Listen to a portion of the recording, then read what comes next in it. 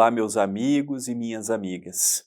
Que alegria iniciarmos o programa semanal ABC do Espiritismo. É muito bom estarmos em mais uma oportunidade juntos pela TV Mundo Maior e pela TV A Caminho da Luz. Que o nosso encontro de hoje possa nos trazer um pouco de paz, de luz, de serenidade e que possamos encontrar no dia de hoje o lenitivo, a palavra que consola, o exemplo que nos encoraja e o ânimo para seguirmos na trilha do bem. Inicio o programa de hoje convidando a todos que não têm o meu mais recente livro, o livro Sinais da Vida. É o 8º livro de minha autoria. Este livro tem tido uma repercussão das pessoas que adquiriram e que entram em contato comigo muito positiva. E às vezes você ainda não tem, às vezes você me acompanha, você tem participado dos programas, do Evangelho no Lar, dos estudos conosco e não teve ainda a oportunidade de adquirir o livro. O livro é composto por 66 capítulos, mensagens curtas, objetivas para o nosso dia a dia, para o Evangelho no Lar. Lermos ao acordarmos, às vezes eu pego o meu próprio livro e me surpreendo, e abro ao acaso e vem aquele pensamento. Então eu abri, por exemplo, agora ao acaso, capítulo 11, Pensamentos Doentes. Olha o que a mensagem fala. Evite pensamentos doentes que geram melancolia, desentendimentos e mágoas. Os pensamentos surgem nos momentos mais inesperados. Construa uma resistência contra as ideações equivocadas. Então, este livro são frases assim. Você está vendo aí o QR Code de um livro ou de 3 livros, estamos ainda com o preço promocional do lançamento e ao adquiri-lo você estará nos ajudando também na manutenção da comida fraterna aqui do CEPAC. Hoje nós vamos ver um pouquinho do Evangelho segundo o Espiritismo. Vamos iniciar o capítulo 18º, muitos os chamados e poucos os escolhidos. Parábola da festa de núpcias. Item 1. E respondendo Jesus, lhe tornou a falar segunda vez em parábolas, dizendo: o reino dos céus é semelhante a um homem rei, que faz as bodas a seu filho, e mandou seus servos a chamar os convidados para as bodas. Mas eles recusaram ir. Enviou de novo outros servos, com este recado: dizei aos convidados: eis aqui, tenho preparado o meu banquete, os meus touros e os animais cevados estão já mortos, e tudo pronto, vinde às bodas. Mas eles desprezaram o convite, e se foram, um para a sua casa de campo, e outro para o seu tráfico. Outros, porém, lançaram mão dos servos que lhe enviara, e depois de os haverem ultrajado, os mataram. Mas o rei, tendo ouvido isto, se irou, e tendo feito marchar seus exércitos, acabou com aqueles homicidas e pôs fogo à sua cidade. Então disse aos seus servos: as bodas com efeito estão aparelhadas, mas os que foram convidados não foram dignos de se acharem no banquete. E depois as saídas das ruas, e a quantos achardes convidai-os para as bodas. E tendo saído seus servos pelas ruas, congregaram todos os que acharam maus e bons, e ficou cheia de convidados a sala do banquete de bodas. Entrou depois o rei para ver os que estavam à mesa, e viu ali um homem que não estava vestido com a veste nupcial, e disse-lhe: amigo, como entraste aqui, não tendo vestido nupcial? Mas ele emudeceu. Então disse o rei aos seus ministros: atai-o de pés e mãos e lançai-o nas trevas exteriores. Aí haverá choro e ranger de dentes, porque são muitos os chamados e poucos os escolhidos. Mateus capítulo 22, versículos de 1 a 4. Interessante o pensamento que hoje nós temos, alusivo a esta mensagem, porque aqui nos dá uma margem muito grande para a nossa reflexão, para a nossa análise. E no segundo bloco nós vamos ler o item segundo, que é o comentário de Kardec. Mas o que nós podemos tirar desta passagem de Mateus, narrada por Mateus e dita por Jesus? Primeiro, os convidados têm livre-arbítrio para recusar a boda. Olha, eu não quero ir. Não foram. Alguns mataram aqueles servos. Alguns maltrataram. Alguns receberam o convite, foram para a casa de campo, continuaram a sua jornada, seguiram a sua vida. Resumindo, não foi ninguém. E o rei ficou muito triste. E até foi atrás daqueles que cometeu esses homicídios em relação aos seus servos. E deu a ordem explícita para chamar as pessoas da rua para participar do banquete. E dentre os convidados, quando o rei chegou, percebeu que um deles não tinha a veste nupcial. A veste nupcial, para nós os espíritas, dentre muitas interpretações que nós podemos dar a ela, nós podemos compreender como sendo o perispírito. O perispírito. E ele não tinha o perispírito purificado suficientemente para estar junto com aqueles convidados. E ele foi convidado a ser retirado da festa. Olha que interessante. Todos nós somos convidados a bodas do Senhor. Agora, para eu ir até as bodas, eu tenho que renunciar e sacrificar o mundo. Não tem como eu conquistar o mundo e conquistar o reino de Deus num simples capricho. O próprio Senhor nos orienta para ratificar o que estamos dizendo, quando ele diz: não se pode servir a dois senhores. Ou amarás a um e detestarás ao outro, ou não servirás bem a nenhum dos dois. Então não tem como eu amar a Deus e amar ao mundo, porque em algum momento eu vou trair a Deus ou eu vou trair ao mundo. Então eu vivo no mundo, com a cabeça no mundo, mas eu chego no meio espírita e ele vai me convidando dia após outro. Olha, meu filho, vamos repensar, vamos observar o caminho que está seguindo.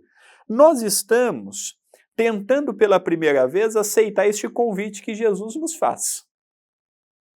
Durante muita existência, nós somos aqueles que matamos, aqueles que anunciavam a vinda do Senhor. Fomos aqueles que, quando éramos convidados, não íamos porque imaginávamos que era tolice, aqueles que queriam ir até a casa do Senhor. E hoje não. Hoje nós já estamos procurando até trabalharmos na seara do Cristo. A pergunta que paira no ar é: se desencarnarmos hoje, vamos ter esta veste nupcial para ficarmos dentre os espíritos que já têm condições para continuar trabalhando na seara do bem? Essa é uma pergunta pertinente. Esta é uma pergunta atual. Esta é uma pergunta importante. Nós já temos mérito suficiente para nos encontrarmos na seara do bem, tanto aqui quanto no além?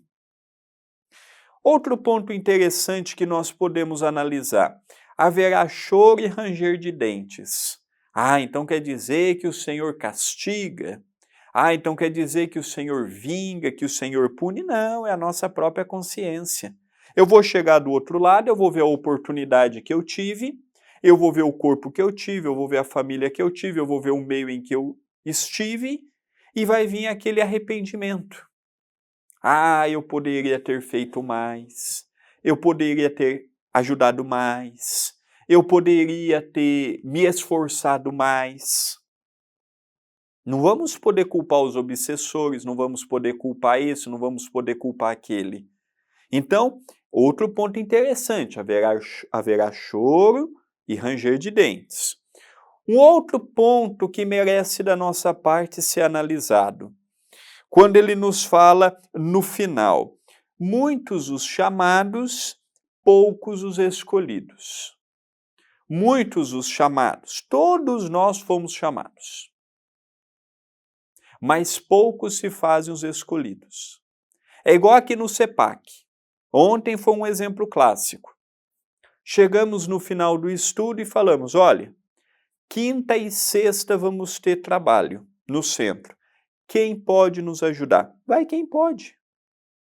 Não é obrigado. Agora, a oportunidade foi dada para todos. Ninguém amanhã vai poder virar e falar assim, lá no CEPAC eu não tenho oportunidade. Lá no CEPAC não me convidam para nada. Olha, é muito difícil a semana que eu não coloco no grupo do WhatsApp do centro falando assim, quem pode ajudar sábado? Muito difícil, sabe, o que eu não coloco isso. Muito difícil o mês que a gente não chega e fala assim, olha, vamos ter a campanha para Itapira e para Pouso Alegre, quem pode ajudar? E dá o nome quem quer. Ajuda quem pode. Mas amanhã nós não vamos poder dizer assim, mas lá no centro espírita que eu ia, ninguém me dava oportunidade para nada. Olha, oportunidade a gente dá, mas você quer? Você quer realmente trabalhar? Quantas tarefas a gente não começou ainda no CEPAC porque não tem gente? Então, não é que falta trabalho, falta trabalhador. Trabalho é o que nós mais temos. É o que o doutor Adroaldo fala, meus filhos, olha, eu vou passando aos poucos os projetos da casa porque a gente não tem gente para executar. Falta mãos para colocar em prática.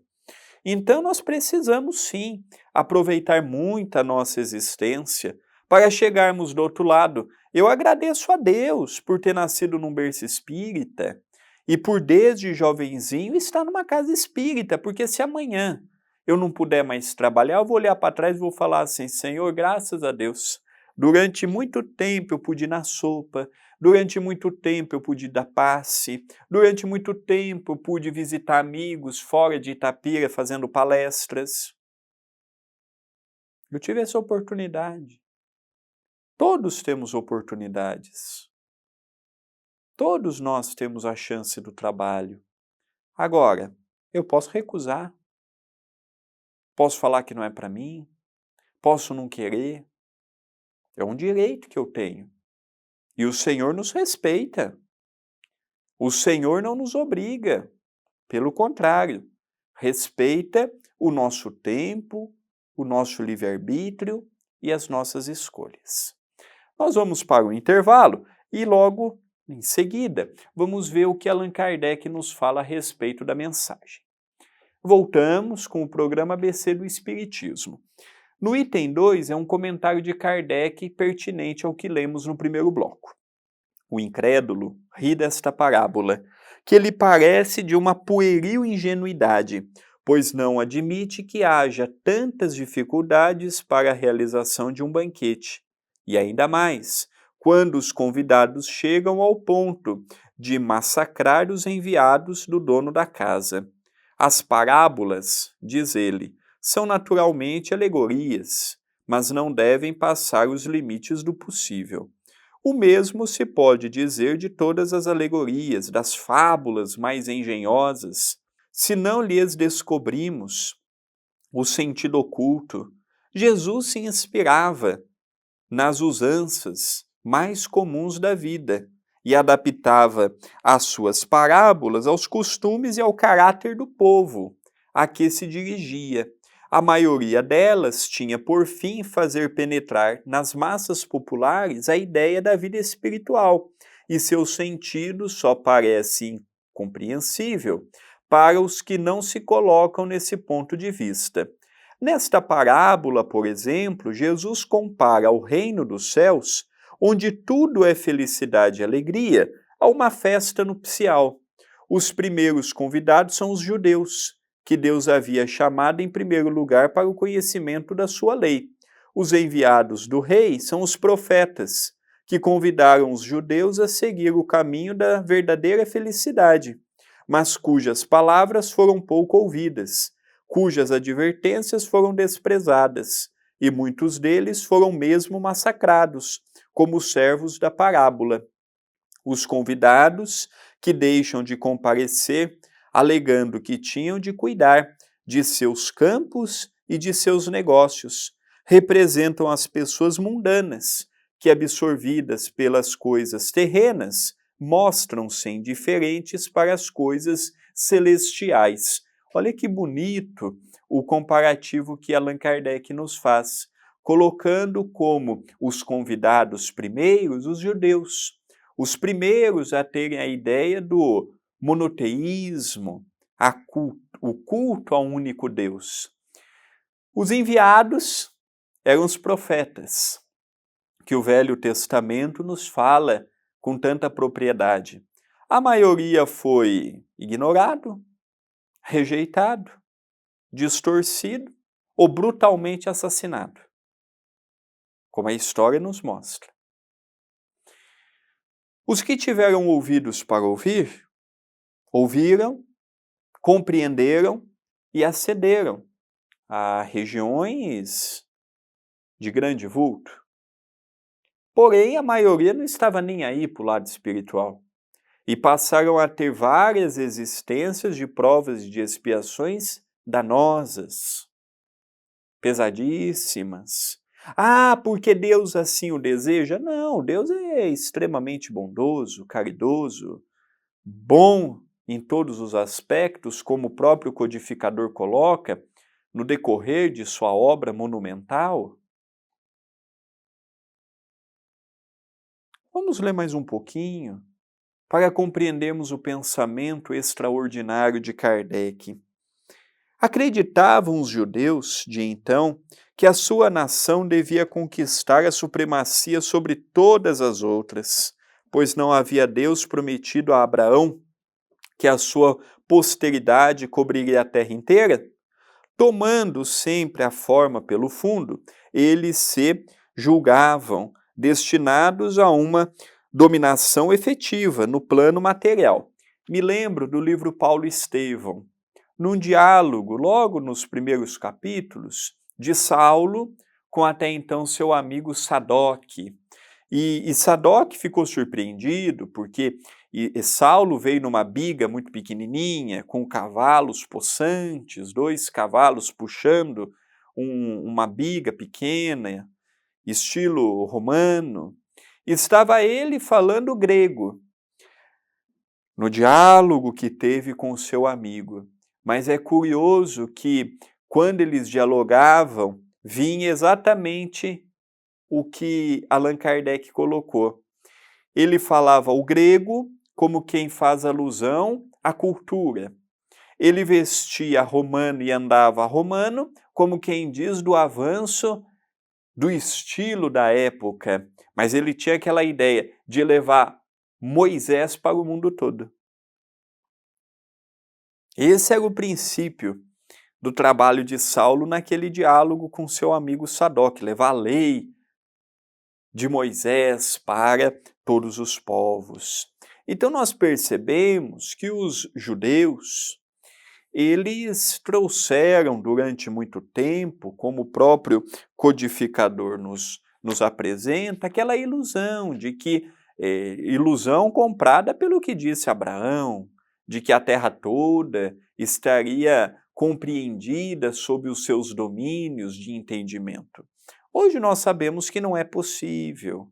Hoje nós sabemos que cada nação está refletindo a sua cultura, o seu avanço, o seu entendimento, e que as diferenças fazem parte da nossa própria evolução, e que é bobagem nós queremos que um único princípio, eu quero que o mundo todo pense como nós os espíritas pensamos. Não, isso daí só ocorrerá, essa hegemonia de pensamento, de ações e de sentimentos, quando nós estivermos num mundo evoluído. Nós ainda vivemos num mundo desequilibrado, num mundo desigual, num mundo desajustado em vários aspectos, desde o aspecto básico da intelectualidade até o aspecto transcendental da moralidade. É bobagem, é utopia acharmos que todo mundo vai rezar na mesma cartilha. Não tem como. Os graus evolutivos fazem com que tenham pessoas que sejam vinculadas à Igreja Católica, à Igreja Protestante, ao Centro Espírita, muitos têm a necessidade ainda de vir com a cultura dos hebreus, e assim sucessivamente. E assim nós vamos galgando de instância em instância até chegarmos ao amor universal, aquele que Chico Xavier já conseguia viver e mostrar que não tem mais aqueles aspectos do minha religião, meu princípio, a minha visão de Deus, a minha visão disto ou a minha visão daquilo. Continua Allan Kardec. Antes da vinda do Cristo, com exceção dos hebreus, todos os povos eram politeístas e idólatras. Se alguns homens superiores haviam atingido a ideia da unidade divina, essa ideia, entretanto, permanecia como sistema pessoal, pois em nenhuma parte foi aceita como verdade fundamental, a não ser por alguns iniciados que ocultavam os seus conhecimentos sob formas misteriosas, impenetráveis à compreensão do povo. Os judeus foram os primeiros que praticaram publicamente o monoteísmo. Foi a eles que Deus transmitiu a sua lei, primeiro através de Moisés, depois através de Jesus. Desse pequeno foco partiu a luz, que devia expandir-se pelo mundo inteiro, triunfar do paganismo e dar a Abraão uma posteridade espiritual, tão numerosa como as estrelas do firmamento. Então nós percebemos que o monoteísmo hoje, já muito difundido no mundo todo, utilizando outros nomes, como por exemplo, para os que seguem o Alcorão, a ideia de Alá, é o único Deus, em que tivemos a oportunidade de entender. Chamamos aqui de Deus, lá se chama de Alá, em que Maomé foi o médium que recebeu o Alcorão. E assim sucessivamente, em outros povos, em outras culturas. É como ele diz aqui, pode até ser que no passado outras pessoas já acreditavam no monoteísmo, mas ou ficava circunscrito a um grupo de iniciados, e todo o povo tinha os seus iniciados, e que não era aberto ao povão por falta de compreensão. Hoje não, hoje o Espiritismo é aberto a todos, tudo está às claras, estuda quem deseja estudar, penetra no conhecimento quem deseja penetrar, mas no passado eles ficavam muito restritos a um grupo de pessoas.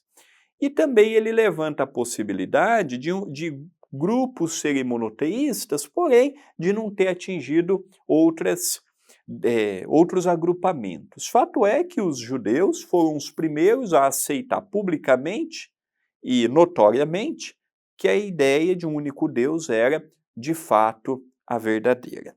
Continua Kardec. Mas os judeus, embora repelindo a idolatria, havia negligenciado a lei moral para se dedicar à prática mais fácil do culto exterior. O mal chegara ao cume. A nação dominada pelos romanos estava esfacelada pelas facções, dividida pelas seitas. A própria incredulidade havia atingido até mesmo o santuário. Foi então que Jesus apareceu, enviado para chamá-los à observação da lei e para abrir-lhes os novos horizontes da vida futura. Primeiro, os convidados ao banquete da fé universal. Eles repeliram, porém, as palavras do celeste Messias e o sacrificaram. Foi assim que perderam o fruto que deviam colher da sua própria iniciativa. Tiveram Jesus, que veio até eles falar da lei de amor, mas eles não deram ouvido. Crucificaram, negligenciaram, e até hoje nós vemos que naquela região em que Jesus perambulou com a sua mensagem de amor, até hoje ela vive um conflito sem fim. Guerras e mais guerras, brigas políticas e ideológicas, conflitos de toda sorte. Quem sabe num futuro não reencarnam missionários do amor naquelas pragas para que possa também auxiliar levando o entendimento, levando o consolo, levando um pouco da paz de que eles tanto precisam. Mas eles tiveram uma dádiva belíssima de ter o próprio Cristo nascendo no meio deles. Porém, poucos deram ouvidos, poucos observaram a grandeza do Mestre Nazareno. Poucos interiorizaram a mensagem. Muitos o viram, mas para condená-lo, atacá-lo, e poucos para segui-lo, o seu exemplo de amor. Nós estamos caminhando para o término de mais um programa ABC do Espiritismo, em que eu agradeço muito a oportunidade que a TV Mundo Maior, a TV A Caminho da Luz e você que está deste outro lado me acompanhando. Que a nossa semana possa ser de muita paz, de muita luz, que Jesus, o nosso Senhor e Mestre, possa nos abençoar e que possamos refletir um pouco mais a respeito desta mensagem valiosíssima trazida por Jesus e por Allan Kardec. Uma semana de muita paz a todos e até o nosso próximo programa.